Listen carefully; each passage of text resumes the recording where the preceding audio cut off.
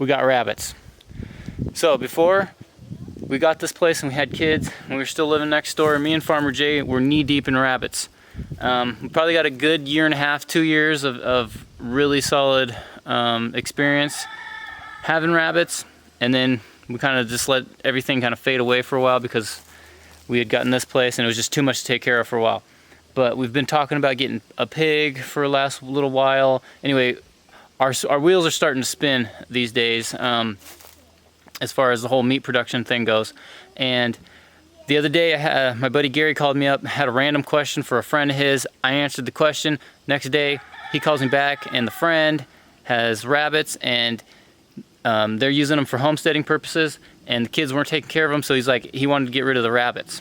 Anyway, I wasn't so sure that we wanted to get rabbits right at this point in time, but it was like, we've got the setup for it. We've been thinking about going down this road again. So anyway, we were kind of putting it out there and it came to us. So we got rabbits.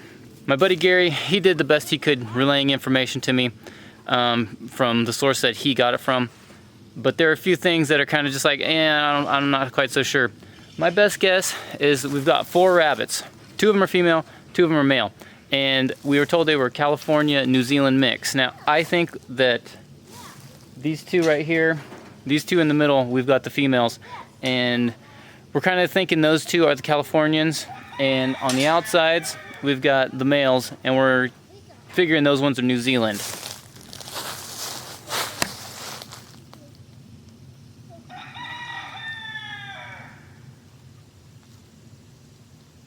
So definitely want to keep the males separated as much as possible, because it's just, it just creates issues. But everybody's doing pretty good, even temperaments for the most part, as far as I can tell. And I built these hutches, I don't know, probably 6, 7, maybe even 8 years ago at this point. It's been a while. These things have held up pretty well over the years. The way these hutches work is I can fully enclose these things. Now this one here, the horses knocked over, I think. Knocked it off its blocks when they were out at nighttime grazing one night, but I need some manpower to get that one back in place. But over here, this one here is basically how everything will look come wintertime when I put the rabbits to bed. It's raining, it's storming, anything like that. I can fully enclose them to keep them protected from weather. So on each side, all 4 corners, I can take off the door.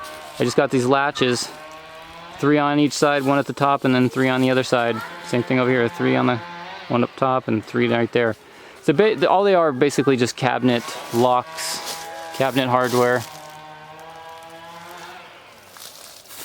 And it seems to have been working pretty good, so just like that, and it keeps them on, keeps them off. And handles to move the doors.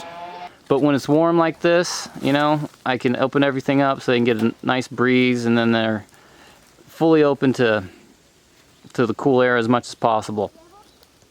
Now the way we used to have things was if we kept the rabbits in the hutches, we'd get water bottles, like 2-liter water bottles, freeze them, and then put the bottles inside the hutches, and basically the rabbits would just kind of curl up on them, lay on top of them, and they'd use that as a cooling source. Another thing we did was we had outside pens, and like every morning I'd come out, take them out of the hutches, put them in the outside pens, and I never mixed the rabbits in 2 in 1 spot. They each had like a spot for themselves. And the way I had it was I'd like dig down a foot, at least a foot into the ground, and had wire, and then had it fully enclosed. I had multiple sections, and then the rabbits would stay in there, and we'd have a misting system set up so that not only were they in the ground and had their feet off of the wire, but they were able to run around, keep their claws short because they were in the dirt, and they would also dig as well. A couple of times they would dig underneath that, but for the most part we kept them in there without any problems. And having the mister going too, it eased a lot of burden, keeping them cool and keeping their claws short. Now, the way we've got things set up in here is I don't have an outdoor pen set up. That's going to take some work to do. But what we do have, I've got some pieces of plywood in here. Everything's been chewed up. When they came over, it was just a quick setup. I didn't take too much time. I mean, it was like that. It just happened really quick, kind of spur of the moment sort of thing. But I've got them set up, so I just grabbed everything that we had from back in the day and I got plywood in there. So they've got a spot they can get off the wire. I need to get them some new plywood because those ones have been pretty chewed up, a couple of them.